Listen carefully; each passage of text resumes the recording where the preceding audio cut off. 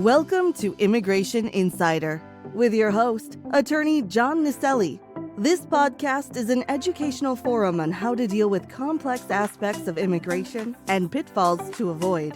You can find this show on all the major platforms, including YouTube, LinkedIn, Facebook, Apple Podcasts, Spotify, and on our website, johnnicelli.com. Now here's the host of Immigration Insider, Attorney John Nicelli. Hi, everyone. My name is John Nicelli. I'm an immigration attorney in New York City, and I've been practicing in the field of immigration law for approximately 42 years. I think I know a little bit about immigration, and I would like to share some of my knowledge with you today regarding what we all seem to be experiencing with the crisis at the border.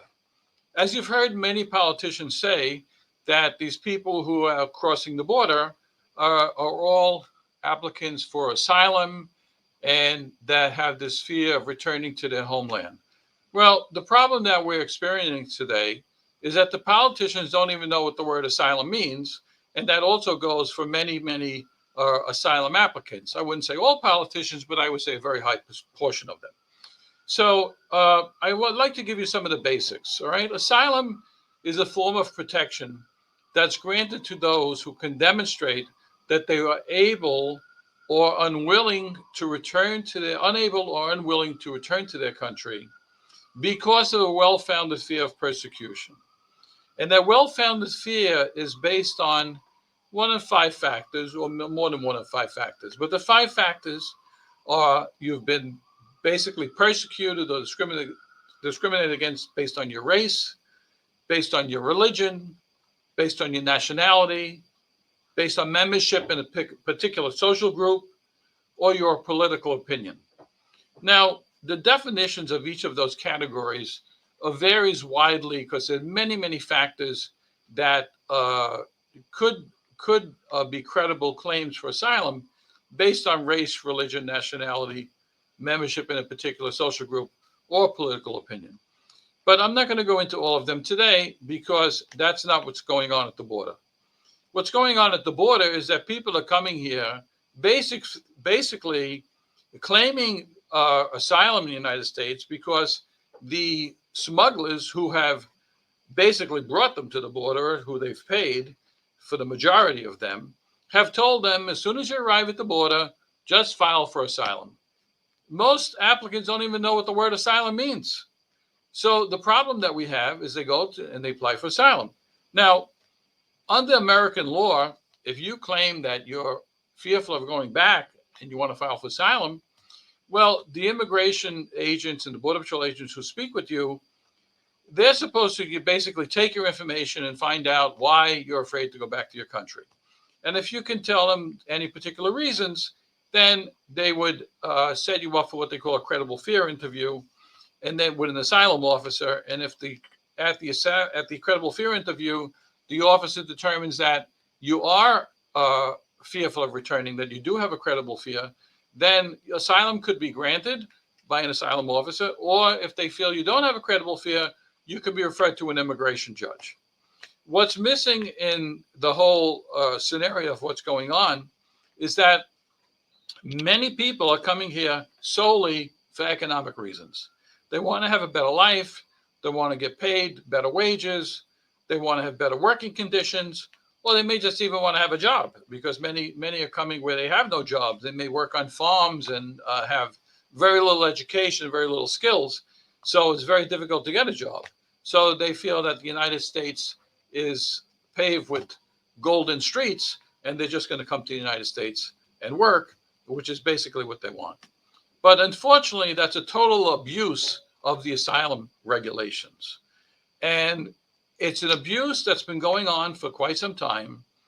And this abuse is actually been allowed to occur by our United States government, because the United States government has told the Border Patrol, and from the president on down, and not only this Democratic Party, but the previous political parties also. Okay, what they tell you, well, if they arrive at the border and they want asylum, well, they have to be processed. Well, no, what if they arrive at the border? They should first determine if they have any kind of a fear of returning, And if they don't, and they are coming here for economic reasons, they should issue what's called an order of expedited removal. Expedited removal is something that was created by Congress back in 1996. And that law states that if you are arrested within 2 weeks of your arrival and you are within 100 miles of the United States border, you can be expeditiously removed, which means that a Border Patrol agent will issue an expedited removal order for you to be removed from the United States. You'll be detained and removed. If you enter through by sea, through a boat, or by a boat rather, then they have up to 2 years, a little actually up to 2 years it has to be less than 2 years in the United States. So up to 2 years to find you, arrest you, and issue an expedited removal order. Now, let's say you fear returning to your country. So the Border Patrol says, okay, well, I'm going to still issue an order of expedited removal. You would still have an opportunity to see an immigration judge. Okay, but the problem is that if you don't have any claim whatsoever and is simply based on economic reasons, there is no reason for you to see an immigration judge when you have absolutely no proof of any type of persecution whatsoever, and you state to the Border Patrol you are coming here for economic reasons. All right, that's a big problem we have. And they've been admitting people, not admitting them, they're paroling them into the United States, and they just put them in proceedings basically and then release them, which cannot continue. It's caused a major crisis here in the United States, as everyone knows. So the new bill, which I've been hearing about, which I haven't fully read yet, because it hasn't been published, but the little tidbits that I do know, states that, from what I understand, that they're going to allow 5,000 migrants a day to come into the United States. And if they reach the 5,000 people a day that are coming to the United States that claiming asylum, then they're not going to turn it back, supposedly. And the president will have the authority to close the border. Okay, well, that to me is not a good solution. Because if you allow 5,000 people a day to come in, or up to 5,000, that's approximately 35,000 people a week, which calculates to be 420,000 people per year. And in 3 years, that's 600,000 people. Now, if they all want to have their asylum hearings and they want to see a judge, well, the immigration courts already have over 3 million cases pending in the system. So now in 3 years, you're going to add another million, and that's only for asylum. It's ridiculous, okay? The people have to be stopped at the border. Orders of expedited removal have to be issued. People have to be detained or told they're going to be detained so that they leave, okay? Because they cannot come here solely for economic reasons. There are many ways to come to the United States through work and employment, many ways, and the Congress has to actually increase the amount of visas that are available through many of those programs that we have on the books for years. So the only solution really is coming to the border. When they come to the border, you can't tie up all the Border Patrol people. What's happening is that they're processing thousands of people, and then they're not guarding the border because they're in an office processing people. This is crazy. Okay, but that's what's going on. So I urge everyone, call your senators, call your congressmen, and tell them enough is enough. This has to stop. People come, they don't even know what asylum means. They're taught how to beat the system, how to live off the system. That's what's going on right now. The smugglers are telling them, just go to the United States. You're going to get free medical care. Your kids go to school. You're going to get car service in certain cities. You get basically anything you want. And here in New York, they put them in hotel rooms. Hotels, some of the hotels are $800,000-$900,000 a day. It's outrageous. It's costing taxpayers billions and billions and billions of dollars. It must stop. It cannot continue. Our hospitals have become overwhelmed by people who have no insurance but are sick and they have to be treated, which I have no problem treating people, but it is not our problem. The whole world can't come here to be treated. It's ridiculous. Okay, we have to help the countries. The United States congressmen and senators have to meet with the foreign officials of these countries where these people are leaving. Because if you can figure out a way to help those countries, to help themselves. No different than the way the United States helped all of Europe when it was bombed out during World War II. We don't have many people coming from Europe anymore. Why? Because there's no reason to leave your homeland. And it's the same exact thing we can do in those countries. It seems that nobody's doing anything regarding that. No one. I can't, I hear these stories every day and I say, are these people living on another planet? What is going on? What is going on with our politicians? Everything is about politics and nothing about the benefit of the people. Okay? Another thing, most people, when they finally get to see an immigration judge, which sometimes can take a year or 2 or 3, they're being deported. Why are they being deported? Because they have no claim, or they can't prove they have a claim. So the judges have no choice. Even if they want to help the people, they have to deport them. So then they deport them and they file an appeal. And the appeal goes to the Board of Immigration Appeals. What happens there? Probably 90% or higher, probably 99%, are just the decisions are held and the order remains in effect. So now you have a final order of deportation or removal. So what happens? The people are still here. They're still released. Many of them disappear. Where is ICE going to go find them? To arrest them, to detain them? This is what's going on right now. The problem has so overwhelmed ICE officers. The cost has cost the government billions of dollars. Billions, not millions. And that's $1 million, billions of dollars, and millions in many programs that the U.S. taxpayers are paying for, which we can do a lot better things with, like clearing up water and air pollution and having safe water to drink throughout the United States. There's so many programs that we can use that extra money for. It's outrageous. So if the politicians, they want, like we hear every day in New York, you have the governor, she has 10,000 jobs available in New York for people to work. That's wonderful.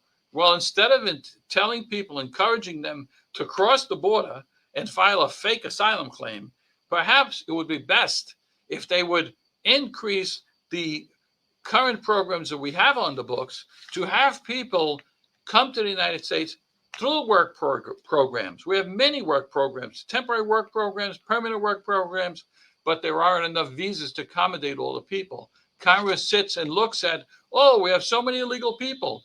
Oh, that's okay because they're all working on farms, a lot of them. So we need all the farm workers because no one wants to do that work.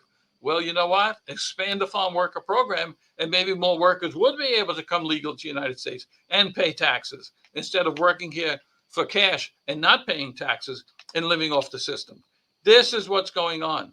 You must complain to your congressmen and senators. You've had enough. If you want to solve the problem, speak to the people who are involved in immigration.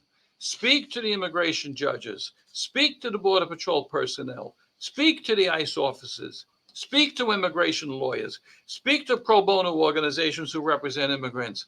That's how you solve a problem. But if the politicians think they know everything and refuse to speak to people that work in the field, how would you ever solve a problem? It is ridiculous and has cost so many billions of dollars, and every day it's millions and millions and millions more.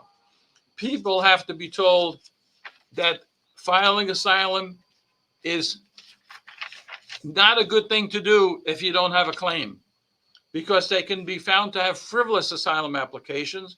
And if you're found by an immigration judge to have a frivolous asylum application, you will be barred for life from filing any application, even if you married a citizen later or have American citizen children who file and they are 21 years old.